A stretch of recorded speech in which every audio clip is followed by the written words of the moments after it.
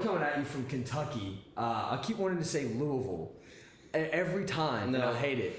We're in Lexington, Kentucky, home of the stinky, sometimes very muddy Wildcats.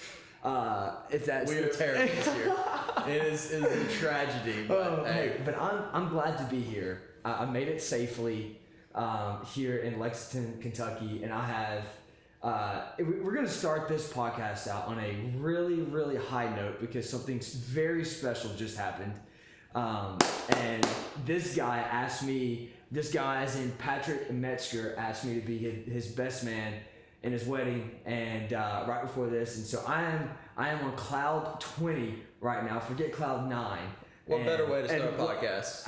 Absolutely. It's easy. Man. I don't need anything to get us in a good mood. We got that. Well, that got me in a good mood. There we go. I don't know if it gets you guys in a good mood, but I'm in a great mood. We're in a great mood. And so it better put you in a great mood. So welcome to episode 10. Thankful for you guys to tune in. Today we are just chilling on a couch out in Kentucky, wanting to talk some truth of leadership and just discuss and unpack what that looks like of being a Christian amidst a leadership position. I mean, I've known you. How many years is this? So Marion was like 5 years ago, bro. I think. Golly. Or something like that. It was 2015 to 2017 for me. You okay. got there a year after. So. Okay. So 2017 is when we got to know each other. So you were, but we grew up like 20 miles away. I know that is crazy. Literally, what Decatur is 20 minutes away from. Yeah. Right there. Yeah. So obviously, I'm from Huntsville, Alabama. Moved here or there to the Woodlands last January, where this podcast is been created at Roll Base, and so I grew up in Huntsville, and so I've known this guy for a while, for about 5 years now, and man, I've looked up to him, and I want him to share a story with you because I believe today that we could talk just simply about what does it look like to be a leader, just the imperfections, what we can learn from the church as church leaders, even for me as a youth ministering to you guys and whoever's watching and viewing this. I think we can take something away from this. So again, I know who you are, but tell the viewers where are you from? You said Decatur, but expand on that and let them know what's going on, man. Yeah, big time. So, like we said before, our friendship started at Marion, but Marion is like a 2-year military institute in Alabama, and Jacob was there to play baseball and throw some heat on the mound. And I was there to obey Uncle Sam's orders and do the army route. And I'm still on that path right now. Yeah. But I before Marion, I went to like a private Christian school. Okay. Growing up. And I forgot about that. Yeah, man. I forgot about that. So I did that for all of high school and a little bit before too, but that definitely had a massive impact on my life because I was forced to be involved in like systematic theology classes, like apologetic stuff. Okay. And for those who don't know, apologetics is just defending your faith. Okay. Good.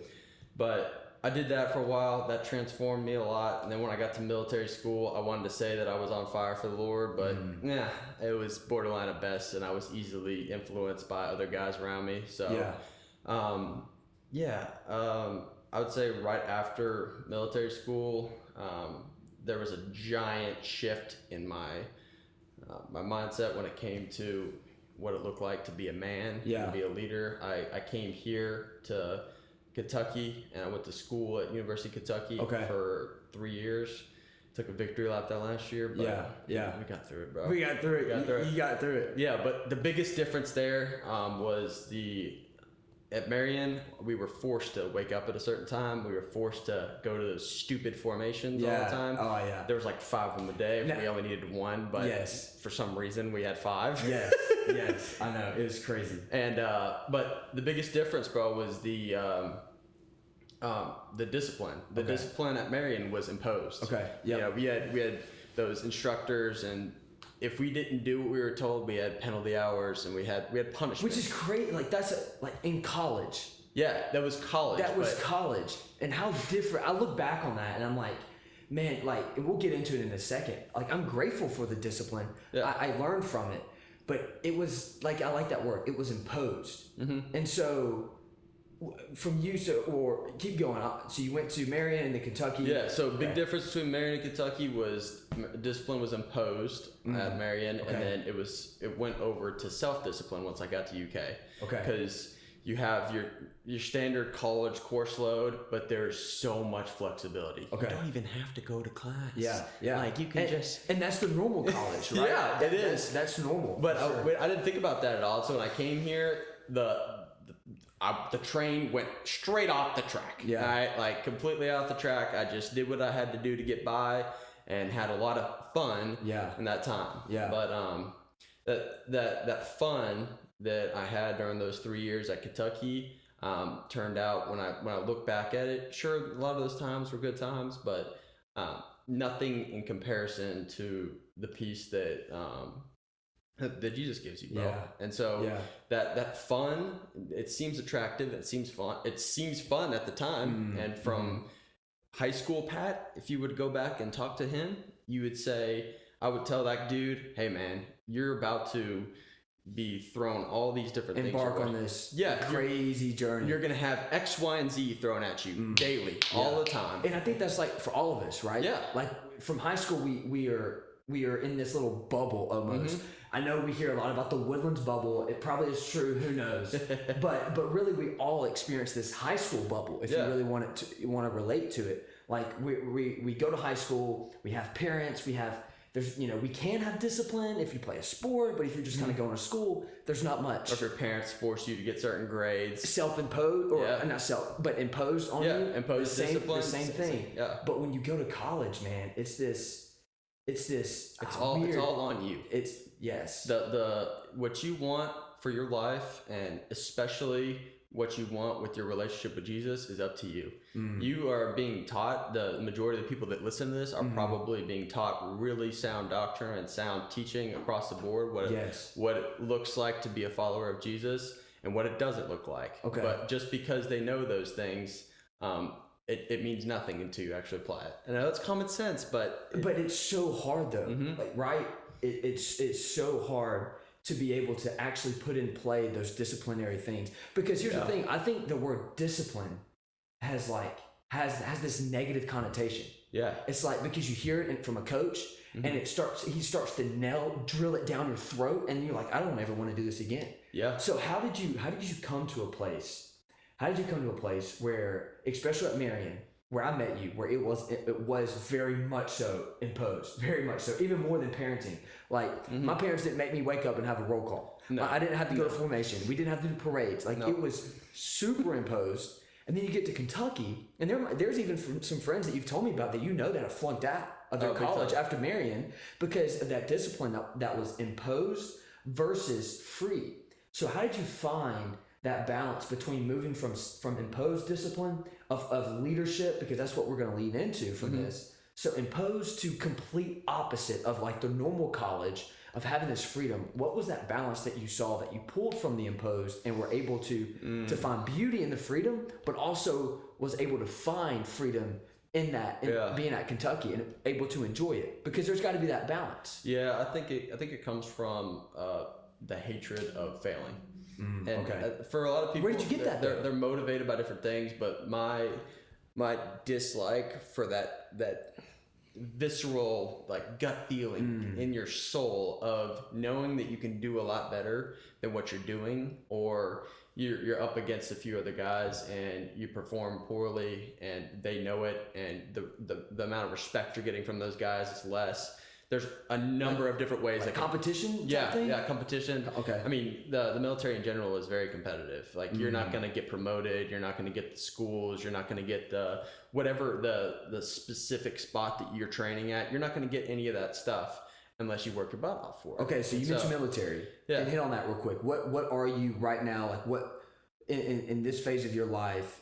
Just a quick snippet so they can understand.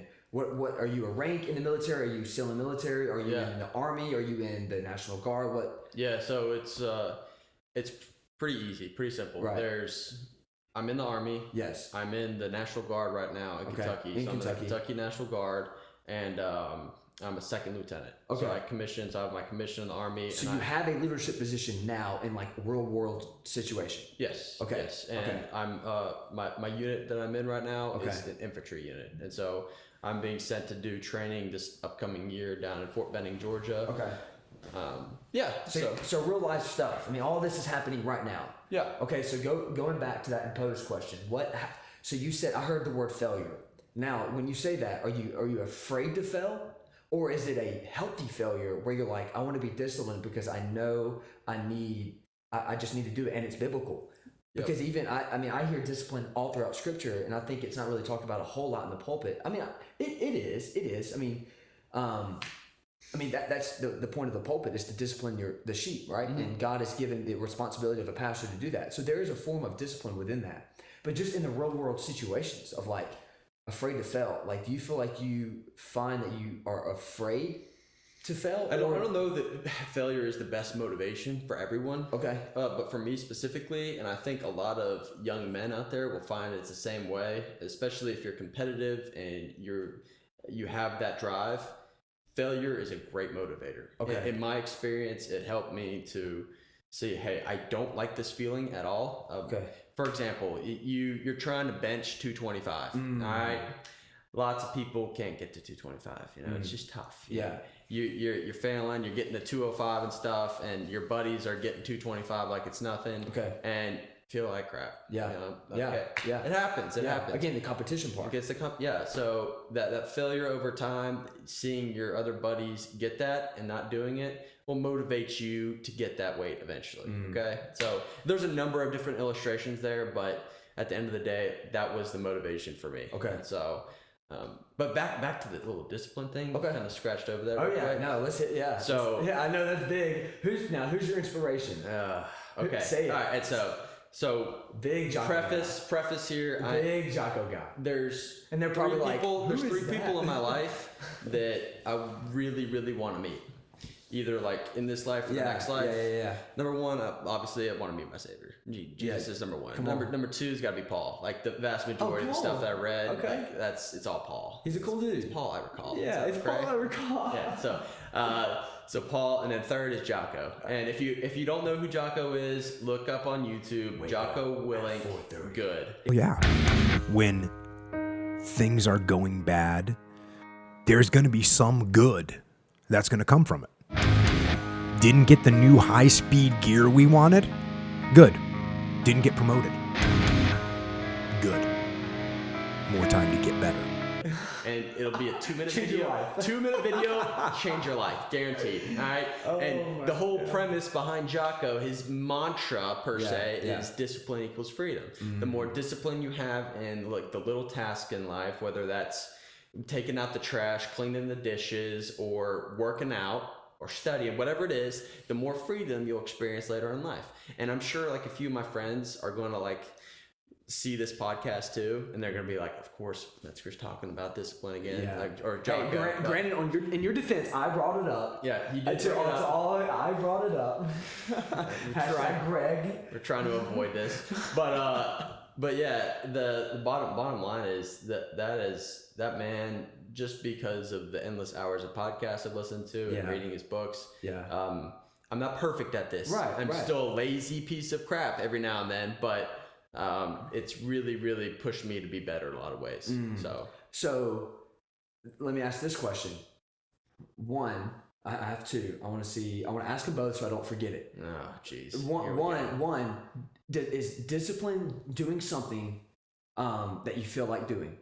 And then two, with discipline, do you feel like, or with being a leader in your situation or throughout Marion or at Kentucky, do you see that a leader serves more than authoritative because of discipline? So first question, again, they're kind of different, but I'm going somewhere with both of them. So the first one is discipline doing something you feel like doing? And two, it seems like, because you just said it yourself, I don't have it all together, I'm always learning. I feel like that is a great leadership quality, because we look at a lot of leaders, even in the church, even in the military, we're like, they have it all together. Yeah. They're set. But leaders are supposed to never stop learning, right? Okay, so Okay, so that first one was kind of something along the lines of, is it something you feel like doing? Is discipline something you feel like doing? So I would say yes and no. Okay. Let me explain. Okay. So you always hear that you need to have motivation to do certain things, or I don't feel like doing this right now, and that stems from either like your body just doesn't feel like doing that at the certain time, emotionally, or you're just beat down, physically tired, whatever. Yes. And that all is based on motivation. So if you're getting up in the morning, if you're getting up at the crack of dawn and you just don't feel like it at all, then you're probably just going to hit the snooze button and go back to bed. All right. But if you have discipline in your life, you're like, I'm getting up for a certain reason. I have X, Y, and Z to do today. Okay. I'm going to go on a run. I'm going to do some reading, get in God's word, and then I'm going to start the day. Yes. That's discipline propelling you to do that. That's not motivation. Motivation is fickle and it dissipates very easily. Okay. So it's almost like a diet, right? It's like I'm gonna have the discipline to do a diet, but it's not like the longevity of it. Like it's not sustainable. What is it? Okay, February 6th right now. What are the odds that the vast majority of the people that started these diets, including the people that listen to this podcast, were like, I'm going to read the Bible in a year, or I'm going to stick just to paleo diet, or to, I don't know, not eating carbs or something like that. Yes. The vast majority of them quit not because they have discipline, it's because they don't feel like doing it. They don't feel like doing it. They based it off of like, all right, I'm motivated, I'm feeling like doing it this day. And the majority of the things that you do in life that are worth anything come from doing it when you don't want to do it. That's when you don't want to do it. Great answer. Yeah. So, and then I love that. If rewind it, go back and watch. That's one of the best answers I've heard of that, because people will say, yes, it's doing what you feel like doing, or no. But I love the contrast you did of the yes and no. So receive that. So, and then the second one, when you think of a leader, do you think of a servant or do you think of an authoritative figure? I think the best leaders are the ones that are with their men all the time, and the ones that their men know that they would do anything for them, men or women. So the guys that I've had that have led me so far are the ones that are 100% with me. I know who they are. I know what they're about. I know what they expect of me. But I also know that at the drop of a hat, they do anything, anything for me on the spot. That's good. And so that's an easy segue into saying, hey, who is the most? It's not Jocko. I'll tell you this much. Who is the best leader that we have to emulate in our lives? Best leader. It's Jesus. Big time. And Jesus was always known for being a servant first and foremost. He washed his disciples' feet. Yes. The disciples who he called his best friends, he washed their feet, signifying that like, hey, I'm no longer someone that while I am your savior and I am God, I'm also your friend. Wow. I'm also your brother. Like I get down and wash your feet. I'm serving you too. Wow. And so if there's any good comparison to go off of, it's that, hey, Jesus served and he was the best leader we have to emulate.